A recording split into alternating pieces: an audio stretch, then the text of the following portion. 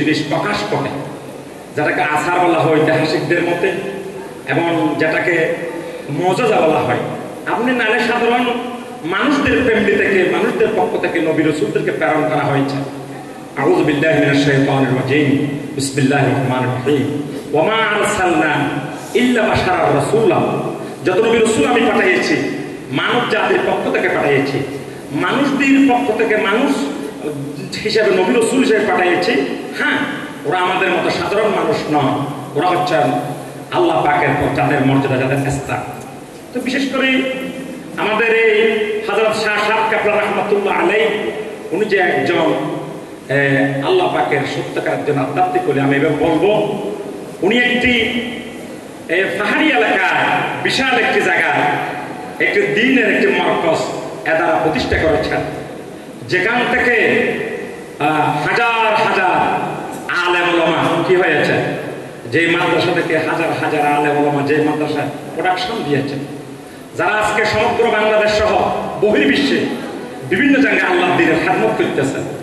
এখান থেকে উনি যে একজন সত্যকার আল্লাহর ওলি, আমি এভাবে নিজের এভাবে অতটুকু বুঝেছি।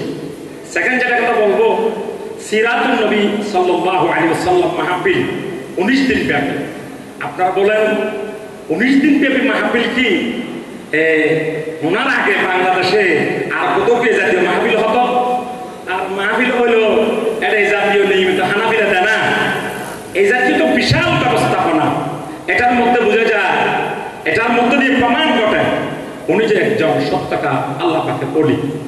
আর আমি যতটুকু বুঝেছি, যতটুকু আমি জেনেছি, উনি পবিত্র মাহে রবিউল আউয়াল মাস আসলে উনি একটি শেয়ার করতেন সিরাত মাহফিলে, এটা একজন সত্যকার একজন আশিক রাসূল ছিলেন। সেজন্য আমরা অপেক্ষায় থাকি তিক্তের কাকের মতো সুন্নতের সিরাত মাহফিল কবে আসবে। আপনি দেখেন কুতুবদিয়ার শাহ মরহুম মাহফুর আব্দুল মালিক শাহ রাহমাতুল্লাহ আলাইহি মুজাদ্দিদে জামান, বিশেষ করে হাফেজ আহমদ শাহ রাহমাতুল্লাহ আলাইহি উনি মুজাদ্দিদে জামান। এই ওনারাই তো চট্টগ্রাম দক্ষিণ জেলার মধ্যে, উনি কক্সবাজারের মধ্যে, উনি চট্টগ্রাম দক্ষিণ জেলার মধ্যে সিরাতুন নবী সাল্লাল্লাহু আলাইহি ওয়াসাল্লাম মাহফিল চালু করেছে। ঠিক না আপনারা বলুন? এটার মধ্য দিয়ে বুঝতে হবে ওদের গভীরতা কতটুকু ছিল। ওরা অনি এবার হক, যদি এই গভীরতা না থাকতো তাহলে বিতর্ককে কি বলবে এটা চিন্তা করতো না, এটার উপরে উঠে এই কাজ করেছেন। কোরআন কারীমের পরিভাষায় আমি এই কথা বলে শেষ করব। আউযু বিল্লাহি মিনাশ শাইতানির রাজিম, বিসমিল্লাহির রহমানির রহিম। ওয়া কুনু মা'আস সাদিকিন, তোমরা সত্যবাদীদের সঙ্গে হও। আসহাবের কাফের ঘটনার দিকে তাকান। আল্লাহ তাআলা একটি প্রাণী জগৎ থেকে কুকুরকে জান্নাত দিবেন, সেটা হলো আসহাব কাফের কুকুর। কেন না? আসহাবে কাফের কুকুররা যারা দ্বীনের পক্ষে কথা বলেছে, জালিম বাদশার বিরুদ্ধে গিয়ে, জালিম শাসকের বিরুদ্ধে গিয়া, বিশেষ করে ওই মজলুম যুবকদের সাথে ইন্নাহুম ফিতয়াতুন আমানু বিরাব্বিহিম, কোরআন কারীমের ভাষা, ওই যুবকদের সাথে ওরা ছিল। এজন্য আল্লাহ তাআলা ওদেরকে, ওই কুকুরকে আল্লাহ তাআলা জান্নাত দান করবেন। আলহামদুলিল্লাহ। এজন্য আমরা সত্যবাদীর সাথে থাকতে চাই। যারা দ্বীনের, যেখানে দ্বীনের আলোচনা হয় সেখানে আমরা থাকতে চাই। কোরআন কারীমের যেখানে মজলিস হয় সেখানে আমরা থাকতে চাই। যেখানে সুন্নাহর আলোচনা হয় সেখানে আমরা থাকতে চাই। আলাইকুম বিমাজালিসিল উলামা, আলেম ওলামাদের আরো আমরা বিশেষ করে সমাজ করতে থাকতে চাই।